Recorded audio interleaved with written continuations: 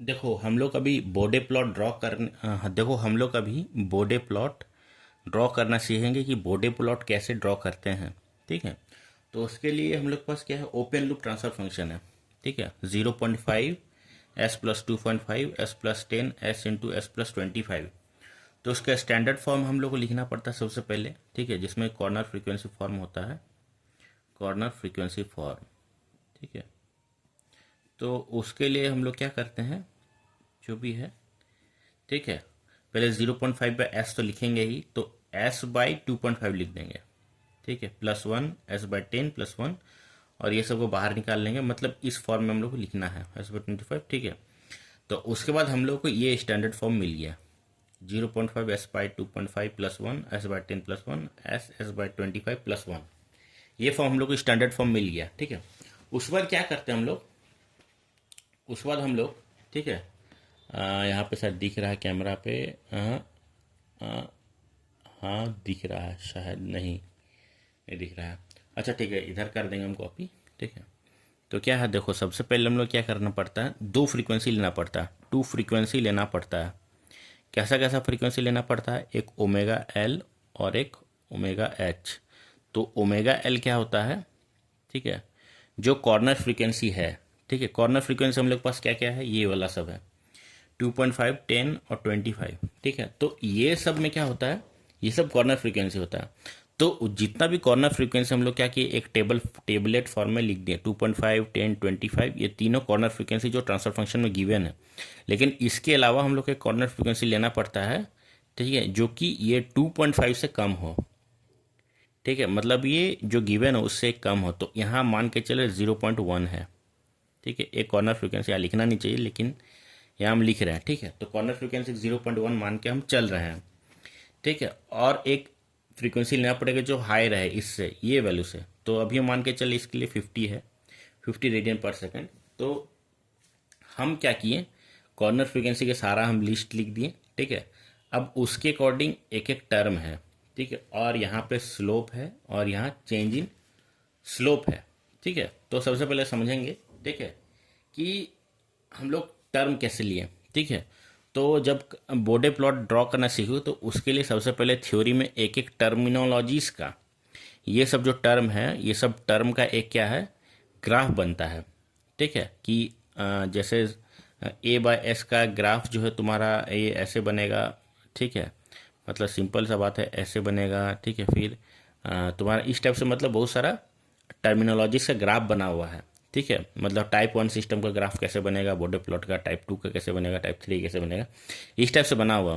तो हम यहाँ पे क्या कर रहे हैं, यहाँ जो पहला टर्म है 0.5 बाई एस का, ये जो 0.5 बाई एस का एक पहला टर्म है, तो हम क्या किए, ठीक है, ओमेगा एल के रेस्पेक्टिव में, ओमेगा एल नहीं सॉरी, ये पहला टर्म 0.5 बाई एस है, तो ये कैसा स्लोप कंट्रीब्यूट करेगा, क्योंकि ये पोल है तो -20 डेसिबल पर डिकेड ये स्लोप कंट्रीब्यूट करेगा।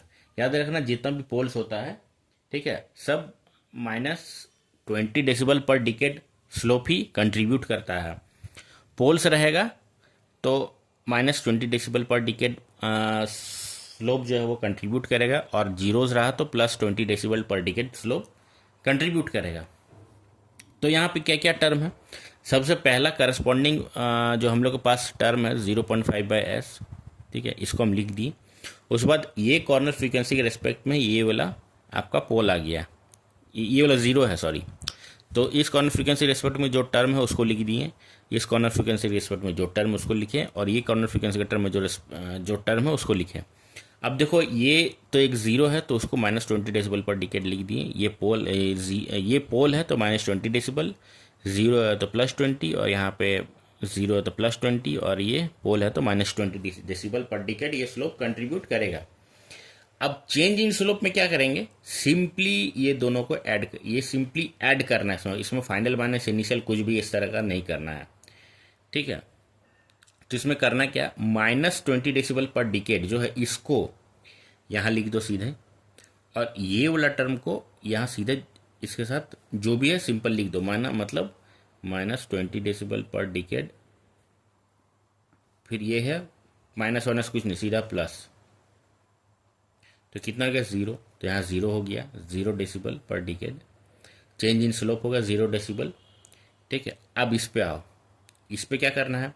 अब देखो 0 है तो 0 लिखे हम, 0, और ये प्लस कर दिए 20, तो ये हो गया 20 डेसिबल पर डिकेड हो गया यहाँ पे change in slope omega C. ये कॉर्नर फ्रीक्वेंसी के रेस्पेक्ट में, ये कॉर्नर फ्रीक्वेंसी के रेस्पेक्ट में ओमेगा C2 का रेस्पेक्ट में ये चेंज इन स्लोप हो गया कितना, 20 डेसिबल पर डिकेड, ये चेंज इन स्लोप हो गया। फिर आते हैं इस पर 25 वाला में, 25 वाला में कितना हो गया, यहाँ देखो -20 डेसिबल पर डिकेड है इसका ये स्लोप। तो यहाँ क्या करेंगे, ये प्लस ये, तो 20 -20, तो 0 डेसिबल पर डिकेड इसका स्लोप हो गया चेंज इन। अब क्या करेंगे हम लोग, मैग्नीट्यूड फाइंड करेंगे कि डिफरेंट डिफरेंट कॉर्नर फ्रीक्वेंसी पे हम लोग कितना मैग्नीट्यूड है, और यही एक्चुअली कोऑर्डिनेट का रोल प्ले करेगा बोडे प्लॉट ग्राफ में, कि ये एक्चुअली कोऑर्डिनेट्स प्रोवाइड कर रहा है। मतलब अगर मेरे पास इतना कॉर्नर फ्रीक्वेंसी तो उसका मैग्नीट्यूड क्या होगा। ठीक है, अभी देखो तो ए इज इक्वल टू क्या करेंगे, इसका मैग्नीट्यूड लेंगे ट्रांसफर फंक्शन का। तो A is equal to transfer function का magnitude at omega is equal to omega L. Omega L यहाँ पे कितना हम मान के चले थे 0.1, तो उसके अकॉर्डिंग हम क्या करेंगे, ये करेंगे तुम्हारा क्या बोलते हैं, उसका मैग्नीट्यूड निकालेंगे। तो मैग्नीट्यूड निकालने के लिए क्या होता है, 20 लॉग ओमेगा 2/ओमेगा 1। ठीक है, तो यहाँ पे क्या है, सॉरी ये गलत हो गया, ओमेगा 2/ओमेगा नहीं होगा। तो 20 ये टर्म के अकॉर्डिंग, देखो ये टर्म के अकॉर्डिंग ये होगा यहाँ पे, ये टर्म के अकॉर्डिंग यहाँ पे इसका लॉग लेंगे तो इसका मैग्नीट्यूड निकलेगा। ये टर्म का हम लोग को लॉग लेना और इसका मैग्नीट्यूड लेना है। तो क्या होगा 20 लॉग 0.5/s, तो 20 लॉग 0.5/s कितना है यहाँ पे 0.1, मतलब ओमेगा एल, तो 0.1। तो यहाँ पे आ गया 20 लॉग 5, तो 14 डेसिबल के अप्रॉक्सीमेटली आ गया। दूसरा टर्म पे आओ, जब कॉर्नर फ्रीक्वेंसी 2.5 होगा तो उसका मैग्नीट्यूड क्या होगा, A is equal to magnitude of transfer function, तो 20 लॉग 0.5 ये वाला टर्म का निकाल रहे हैं।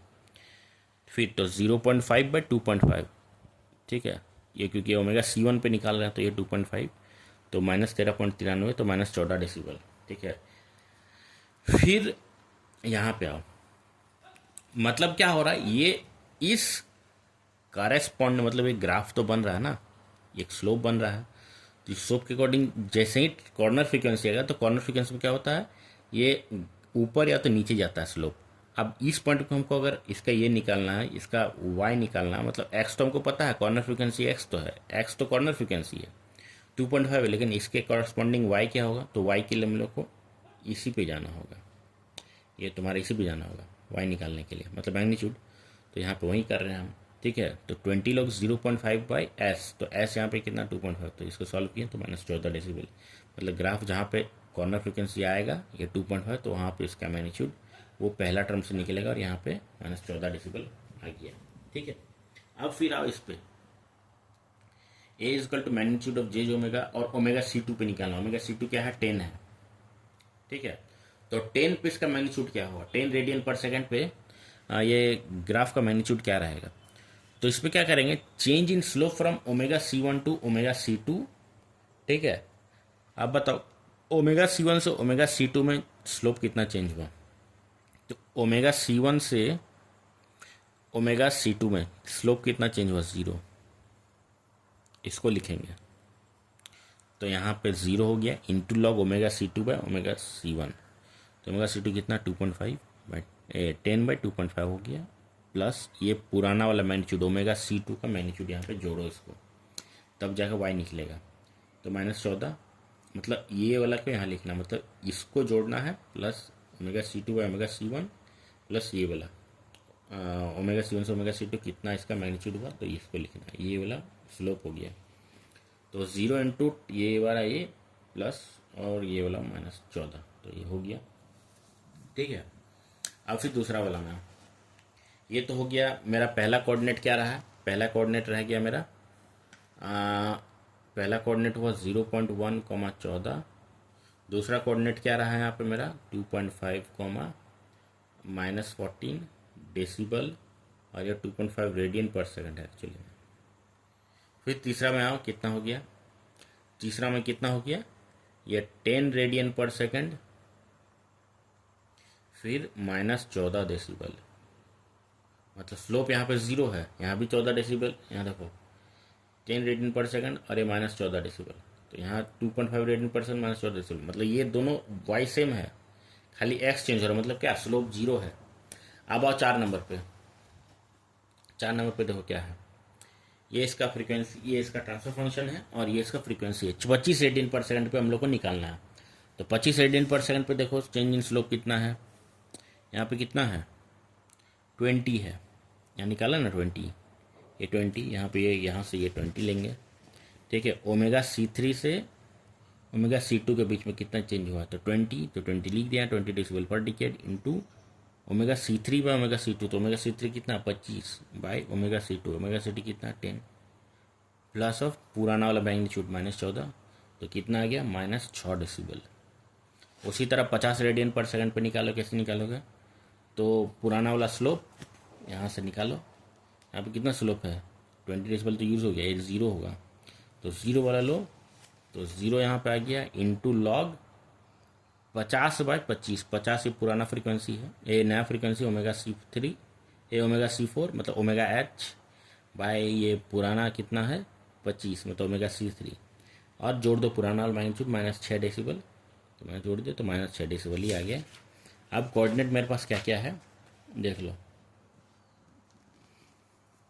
0.1, 14, 2.5, -14 डेसिबल, 10 रेडियन/सेकंड के करस्पॉन्डिंग में वाई क्या आ रहा है मैग्नीट्यूड -14 डेसिबल आ रहा ना। यहाँ 25 रेडियन/सेकंड के करस्पॉन्डिंग कौन सा डेसिबल आ रहा है -6 डेसिबल, और 50 के अकॉर्डिंग -6 डेसिबल।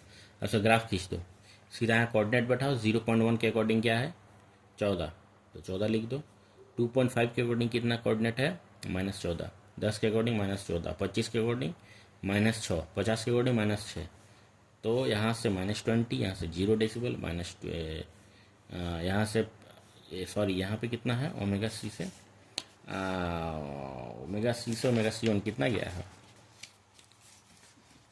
कितना हो गया, यहाँ से ये तुम्हारा -20 डेसिबल है, तो यहाँ पे -20 डेसिबल, फिर यहाँ +20 डेसिबल, एक जीरो की वजह से, फिर यहाँ पर और एक जीरो की वजह से ये +20 डेसिबल होगा, तो फिर ये 20 डेसिबल पर डिकेड देखो यहाँ पे है +20 डेसिबल पर डिकेड है ना।